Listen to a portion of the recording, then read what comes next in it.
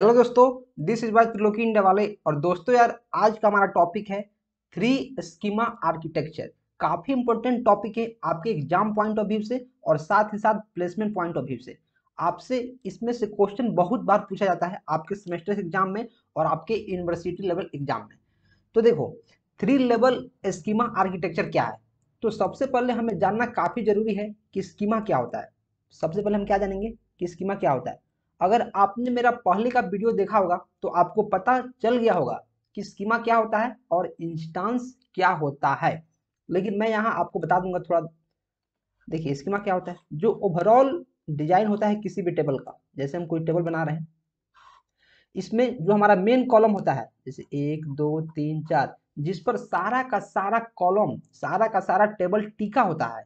Means इस रो को अगर हम हटा दिए, जैसे हम स्टूडेंट का अगर टेबल बना रहे हैं, स्टूडेंट इसका नेम है, तो इसमें हमारा इसका नेम होगा, स्टूडेंट का नेम, उसका रोल नंबर, फिर उसका ब्रांच, फिर उसका सेक्शन।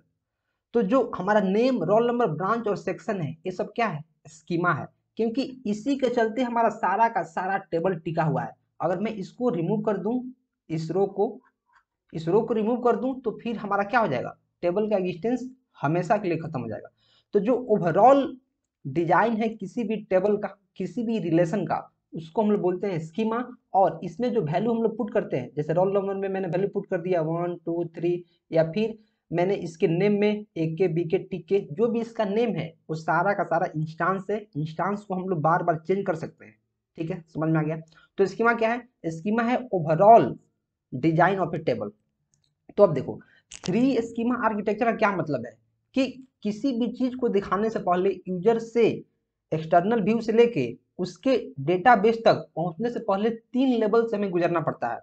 ठीक है, इसको हम लोग थ्री लेवल ऑफ एब्स्ट्रैक्शन भी बोलते हैं कि डेटा हमारा एब्स्ट्रैक्ट हो जाता है। बहुत सारे फेजेज में अलग अलग डेटा बढ़ जाता है। तो बहुत सारे फेजेज से होकर डेटा गुजरता है। तो देखो, सबसे पहले हमारा है क्या, एक्सटर्नल व्यू। एक्सटर्नल व्यू मतलब क्या, जो हमें दिखता है, जो यूजर को दिखता है। यूजर इज एबल टू सी।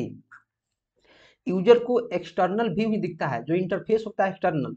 जैसे हम मोबाइल फोन में किसी भी एप्लीकेशन को ओपन करते हैं, तो जो सबसे उसका ऊपर का इंटरफेस होता है, जिसमें बहुत सारे बटन्स रहते हैं, बहुत सारे पिक्चर्स रहता है, या बहुत सारा अलग अलग चीज रहता है जिस पर हम क्लिक कर सकते हैं, या बहुत सारा जैसे login button, sign up button, जो हमें दिखता है, जो यूजर को दिख रहा है एक्चुअल में, उसको क्या बोलते हैं, एक्सटर्नल व्यू है। ये क्या है हमारा, एक्सटर्नल व्यू। समझ में आ रहा है। कॉन्सेप्चुअल व्यू क्या है, कॉन्सेप्चुअल व्यू जो होता है वो डीबीए जो हमारा होता है, डेटा बेस एडमिनिस्ट्रेटर, इसके द्वारा डिफाइन किया जाता है। कॉन्सेप्चुअल व्यू क्या है, लॉजिकल लेवल, जो हमें नहीं दिखता है। जो क्या होता है, हमें नहीं दिखता है। एक्सटर्नल व्यू यूजर आराम से देख सकता है, कॉन्सेप्चुअल व्यू यूजर उसको नहीं देख सकता है। और इंटरनल स्कीमा में क्या होता है, यहीं पे डेटा हमारा एक्चुअल में स्टोर होता है। इंटरनल स्कीमा यानी जो फिजिकल लेवल है, इसी में हमारा डेटा एक्चुअल में स्टोर होता है। और जो कंसेप्चुअल लेवल होता है, इसमें सिर्फ जैसे हमारा टेबल बना हुआ है, तो हमें सिर्फ टेबल दिखेगा कि हाँ इसी में डेटा स्टोर होना है, लेकिन एक्चुअल में वो टेबल ही है कि क्या है, हमें कुछ पता नहीं है। और इसको dBA means data base administrator, इसको क्या करता है, डिफाइन करता है। इसको हम लोग कंसेप्चुअल भी बोलते हैं, या फिर इसको हम लोग क्या बोलते हैं, लॉजिकल लेवल बोलते हैं। ठीक है। और इंटरनल स्कीमा क्या है, फिजिकल लेवल, मीन्स जहां फिजिकली में, जहां फिजिकल रूप से डेटा क्या करता है, हमारा स्टोर होता है। जैसे अभी आपको समझ में नहीं आ रहा, तो मैं थोड़ा सा और एग्जाम्पल यहाँ बताता हूँ। जैसे देखो, एक्सटर्नल में जैसे किसी इंप्लॉय का मुझे डेटा शो करना है, तो एक्सटर्नल में क्या शो होगा, एक्सटर्नल में जो यूजर है उसको शो होगा, लेट से उसका एम्प्लॉय का आईडी, एम्प्लॉय का नेम, और उसका क्या, उसका सैलरी। जो एम्प्लॉय है, जैसे मैं किसी कंपनी में काम करता हूं, तो मैं उस कंपनी का एम्प्लॉय हूं। तो मेरे लिए व्यू का क्या मतलब है, मेरे लिए व्यू का मतलब है कि मुझे मेरा आईडी दिखना चाहिए, मेरा नाम और मेरा सैलरी, ऐसा दिखना चाहिए। ठीक है, लेकिन कंसेप्चुअल में डाटा कैसे स्टोर होगा, जैसे कंसेप्चुअल है, इसमें हो सकता है जो एम्प्लॉय आईडी है, जब आप इसको एसक्यूएल का जब आप क्वेरी लिखना शुरू करेंगे, तब आपको पता चलेगा कैसे टेबल क्रिएट करते हैं और कैसे देते हैं। ठीक है, जैसे एम्प्लॉय आईडी हो सकता है, मैं वहां नंबर दिया हूँ कि जो एम्प्लॉय आईडी नंबर में रहेगा, जैसे 6 लेटर का रहेगा। वैसे ही अगर हमारा नेम है, तो हो सकता है उसका डाटा टाइप मैं वैर कर दिया हूँ। बैर के जैसे लेट से 30 कैरेक्टर का रहेगा।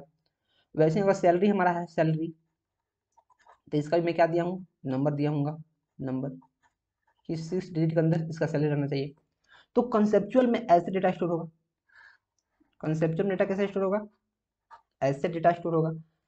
एक्सटर्नल व्यू में डेटा कैसे स्टोर होगा, ऐसे होगा, ऐसे हमें दिखेगा कि हमारा नेम दिखेगा, हमको वहाँ नहीं दिखेगा कि वो नंबर, कि यहाँ नंबर भी डेटा टाइप मेंशन किया गया, नहीं, हमको सिर्फ एम्प्लॉय आईडी दिखेगा।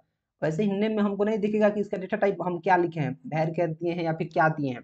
कंसेप्चुअल में ऐसे होता है, जो हमको नहीं दिखता है, जो क्या होता है, हमको नहीं दिखता है। लेकिन वहीं अगर हम बात करें फिजिकल लेवल की, कि वहाँ कैसे डेटा स्टोर है, जो जहाँ डेटा एक्चुअल में स्टोर है, तो वहाँ हो सकता है कि जो हम यहाँ इम्प्लॉय दिए हैं उसका नंबर दिए हैं, जैसे इम्प्लॉय दिए हैं, इम्प्लॉय इम्प्लॉय आईडी दिए हैं, इम्प्लॉय आईडी, तो हो सकता है वो एक्चुअल मेमोरी में 20 बाइट ले, क्या हो सकता है, 20 बाइट ले। समझ में आ रहा है। तो फिजिकली डेटा कैसे स्टोर होता है, कितना वो स्पेस ले रहा है और क्या ले रहा है क्या नहीं ले रहा है, तो उसको हम लोग क्या बोलते हैं, क्या बोलते हैं, इंटरनल स्कीमा। और फिर यहाँ होता है defined by dBA for optimisation database designer. और यहाँ क्या होता है, हमारा एक्चुअल यहाँ सेव होता है डेटाबेस में, हमारा सारा सारा डेटाबेस है, यहाँ हम एक भी फिगर बना सकते हैं कोई, इसमें हमारा डेटा क्या होता है, स्टोर होता है। और फिजिकल लेवल में क्या होता है, एक्चुअल में डाटा यहीं पे स्टोर होता है, फिजिकल लेवल में ही। मैंने फिजिकल लेवल को यहाँ फर्दर डिवाइड किया है, यहाँ नीचे लिख दिया है, ताकि आपको चीजें समझ में आ पाए कि हाँ डेटाबेस में डेटा कैसे स्टोर हो रहा है। तो आप क्या समझे, एक्सटर्नल व्यू क्या है, एक्सटर्नल व्यू वही है जिसको सिर्फ यूजर देख सकता है। कंसेप्चुअल व्यू क्या है, जो यूजर को नहीं दिखेगा, और उसमें हम लोग बहुत सारे लॉजिकल कंसेप्ट लगाकर, जैसे हो सकता है जो एम्प्लॉय आईडी है वो नंबर में ऐसे स्टोर हो, उसका डेटा टाइप ये हो, नेम का ये हो, सैलरी का ये हो, ऐसे काम होता है। समझ में आ रहा है, वीडियो समझ में आ रहा है तो वीडियो को लाइक करते रहें, और चैनल को सब्सक्राइब करना बहुत जरूरी है, तो प्लीज सब्सक्राइब कर लें। और मैं तो कहूँगा यार, आप इस प्लेलिस्ट को शुरू से देखो और अपने दोस्तों में भी शेयर कर दो, ताकि उनका भी हेल्प हो सके। ठीक है, इतना आपको समझ में आ गया, ठीक है, इतना आपको समझ में आया। तो क्या करना है, एक्सटर्नल व्यू, कंसेप्चुअल व्यू और इंटरनल स्कीमा, इसको हम लोग 3 लेवल ऑफ एब्स्ट्रैक्शन भी बोलते हैं। एब्स्ट्रैक्शन मतलब क्या, डेटा हम हाइड कर रहे हैं। जैसे जो एक्सटर्नल व्यू का यूजर है वो सिर्फ डेटा को इस फॉर्मेट में देख सकता है, इस फॉर्मेट में, उसको उसका नेम, उसका आईडी, उसका सैलरी दिखेगा। वैसे ही कंसेप्चुअल में सिर्फ इस लेवल का डेटा देखा जा सकता है, और फिजिकल लेवल में, फिजिकल रूप में सब कोई डेटा एक दूसरे से एब्स्ट्रैक्ट है, एक दूसरे से हाइड किया गया है। यही इसका सिक्योरिटी को क्या करता है, बढ़ाता है, इससे इसकी सिक्योरिटी बढ़ जाती है। ठीक है, तो वीडियो पसंद आया तो वीडियो को लाइक कर दे, चैनल को सब्सक्राइब कर दे, और इस टाइप का आप फिगर बनाकर आप ऐसे अगर लिख देंगे, सिर्फ फिगर भी बना देंगे एग्जाम में, तो आपको 100 मार्क्स मिलने वाला है इस क्वेश्चन में, कोई नहीं काट सकता है। ठीक है, मिलते हैं अगले वीडियो में, till then keep supporting and keep exploring.